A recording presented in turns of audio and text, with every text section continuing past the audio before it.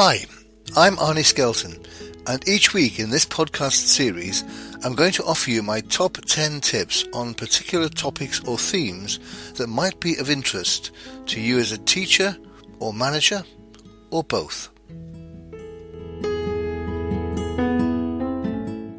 Hi, and welcome to this week's podcast, which follows on from last week's, which was all about the use of reports, how to write a report. So this week I'm going to talk about my top 10 tips for effective writing in plain English, and it's useful at this point to give credit to and refer to the Plain English campaign. They have a lot of really sound advice on how to write effectively using plain English, and I completely recommend them and their website. So just Google them and find out all about plain English from them. So my top 10 tips are as follows. First tip, number 1, is less is often more. Keep it short. In fact, some people use the acronym KISS, keep it short and simple, KISS. And one of the Plain English campaign's tips is that no sentence should be longer than 20 words. And another principle for a short sentence is that it should contain one idea. You can elaborate on that idea, so one idea plus its example or justification, and then stop before you start another idea. So tip number 1, short sentences of 20 words or less, each containing one idea. Tip number 2, and again it's a short idea, short words rather than long words. By and large, most of us when we're talking use short words in our language. Everyday language has shorter words. So instead of precipitation we would say rain. Instead of perambulation, we would say walk. So a useful tip really is to think how you would say it and then write it pretty much as you would say it.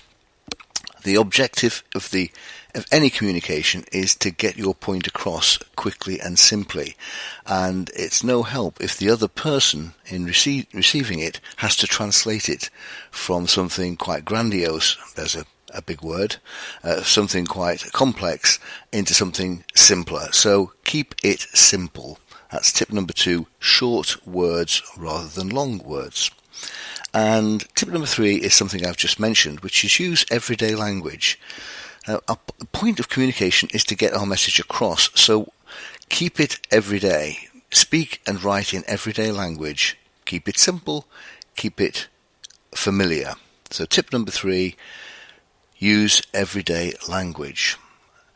Tip number 4 follows on from that really. If you're speaking to someone or writing to them, use the language that they are familiar with.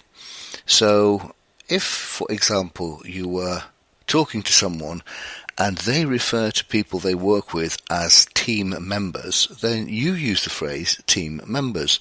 Your own preference might be to refer to, colleagues or staff. But use the words or phrases they use, not the words and phrases you use. Something that I've perhaps referred to elsewhere is put yourself out to put the other person in. So make their language work for them rather than for you. So tip number 4, use their language. Tip number 5 is a particular bugbear of mine, which is redundant phrases. Avoid redundant phrases. Here's an example. Here's a cheque for the sum of £10. The phrase for the sum of is not necessary. Here's a cheque for £10. For the sum of adds nothing except length. So, avoid redundant phrases. Other examples? In the event that it rains, we'll get wet. Shorten in the event that to if. If it rains, we'll get wet. Another favourite of mine is how many people end a letter. They end a letter with the phrase, I'd like to take this opportunity to thank you. Well, just take the opportunity, thank you. I'd like to take the opportunity to thank you works much better if you simply say thank you. So, tip number 5, avoid redundant phrases. Tip number 6 is how you use language in terms of the tense used. We really need to consider two tenses, the active tense and the passive tense. Now, the active tense always starts with the subject, in this case I, then the verb, the active verb, love, and then the subject, which is, the object, my fault, the object, which is you. So subject first, then active verb, then object. I love you. That's the active tense. The passive tense turns that around. It starts with the object first, you. Then we make the verb passive, are loved, and then we include the subject, by me. So the passive tense would be, you are loved by me. So there we have the two. Active, I love you. Passive, you are loved by me. Now, the problem with the passive tense is threefold. First of all, it's always longer. You are loved by me is 5 words. I love you is 3 words. So whenever we write in the passive tense, it's longer. Secondly, it's not natural. I don't think you will have heard anybody say, oh, darling, you are loved by me. I think people would typically say, I love you. So the passive language is artificial. It's a construct. The natural way of speaking is to use the active tense, I love you. And following on from that, the active tense, as the name implies, is much more dynamic. It's much more alive. It has much more energy about it. I love you. Yes, that sounds great. Oh, darling, you are loved by me. Sounds rather flat. It sounds a bit turgid, really, I suppose. So the passive tense is artificial, it takes longer, and it's a bit flat. So why do we use it? And the answer is, we use the passive tense as a construct to place the focus on the object, not the subject. And that's why it's written as a format for most science, for most policies, for most procedures. Because in those circumstances, it doesn't matter who the doer is. So when you went to school and perhaps did chemistry, you would write up an experiment such as, the potassium permanganate was placed in the flask. Heat was applied to the flask, and the results were observed and written up. That's all passive tense. There's no I or you in that, because the doer, the experimenter, the scientist, is irrelevant. What we need to focus on is the process. So, it's horses for courses. If you're writing to try and communicate energy and actively to anybody, then use the active tense. If what you want to focus on is the process or the policy or the routine or the science, then it's okay to use the passive tense. But you will create more energy, more directness, more personalized communication if you use the active tense. So by and large, in everyday correspondence, use the active tense. That's tip number 6. Use the active tense wherever possible. Tip number 7. Use affirmative language. I get quite frustrated when I ask somebody how they are and they say things like, oh, mustn't grumble, or not too bad. It's quite a downer to receive those kind of comments because they're phrased in a negative way. Mustn't grumble. So the emphasis is on grumble. That's what we hear. Or not too bad. The emphasis is on bad, and the fact that we're not too bad, we're just bad enough. So beware using negative turns of phrase. If you have children, you'll know that if you say to the child, ooh, don't run down the corridor, what you've actually done is place the idea of running down the corridor in that child's head. They're much more likely now to run down that corridor.